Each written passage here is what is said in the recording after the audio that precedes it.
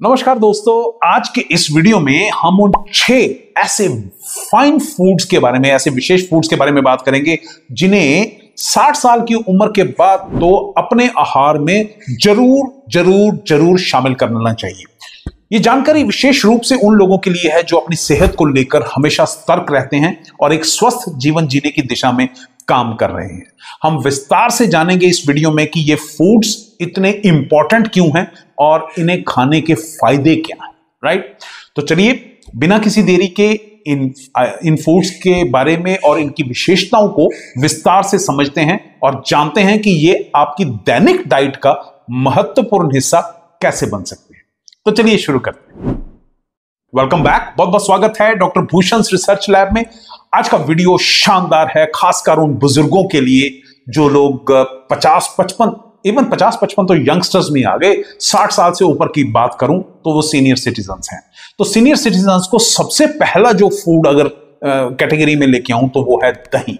Senior citizens की plate में दही तो जरूर शामिल होना चाहिए, क्योंकि दही खाने से एक तो कैल्शियम मिलता है जो बुढ़ापे में कमजोर हो रही हड्डियों को मजबूत करता है, और ये गट हेल्थ के लिए भी बेहतरीन फूड है, क्योंकि दही जो है वो पाचन के लिए फायदेमंद जो बैक्टीरिया होते हैं, हेल्दी बैक्टीरिया होते हैं, ये उनको प्रोड्यूस करता है, राइट? दूसरी चीज ब्रोकली जो है 60 साल से ऊपर के बुजुर्गों को जरूर सेवन करनी चाहिए। क्योंकि ब्रोकली ना सिर्फ हाई फाइबर फूड है जो पाचन को सही रखती है, बल्कि ब्रोकली में मौजूद न्यूट्रिशन हार्ट डिजीज, डायबिटीज और आंखों की समस्याओं के लिए भी बचाव देते हैं। ब्रोकली के अंदर फाइबर समेत vitamin A, vitamin K, potassium, vitamin C, antioxidants, bioactive compounds जैसे कई पोषक तत्व होते हैं।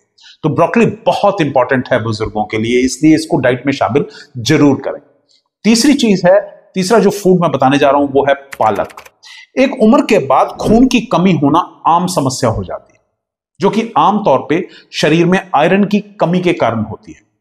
इसलिए बुजुर्गों की डाइट में आयरन से भरपूर पालक को शामिल जरूर करना चाहिए, क्योंकि पालक में आयरन के साथ कैल्शियम, मैग्नीशियम, पोटेशियम, फोलेट और प्रोटीन होता है। ये healthy food high blood pressure को भी कंट्रोल करने में काफी मददगार है, राइट? तो ये आप अपनी डाइट में शामिल करेंगे तो हाई ब्लड प्रेशर, कोलेस्ट्रॉल, ऐसी चीजों से भी आप हमेशा निजात पाएंगे।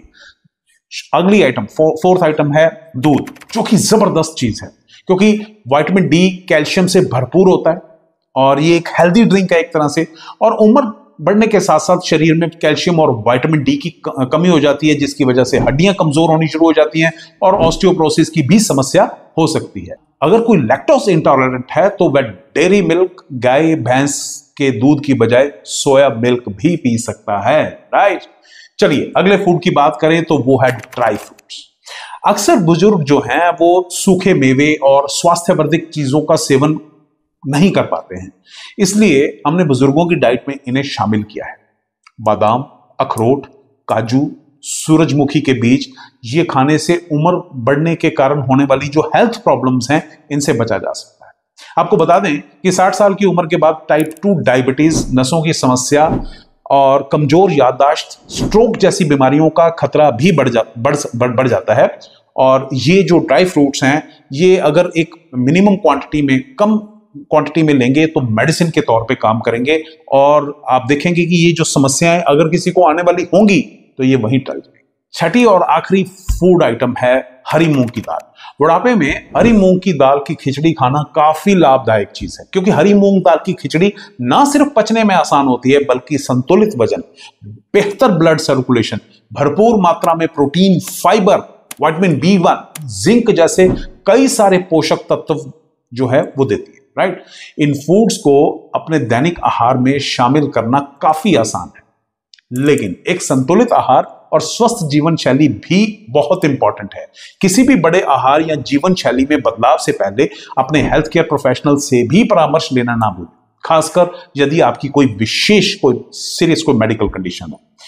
और एक और आपको चीज बताता हूं, वो हमेशा ध्यान रखिएगा, हमेशा, ऑलवेज, वो ये है कि खाना हमेशा चबा के खाना, चाहे आप जवान हैं चाहे आप बुजुर्ग हैं, हमेशा खाना चबा के रखें। उसका बुजुर्गों को जो सबसे बड़ा फायदा मिलता है कि जितना आप खाना चबा चबा के रस निकाल के अंदर भेजेंगे, आपके जोड़ों में जिंदगी में कभी ग्रीस की कमी नहीं होगी।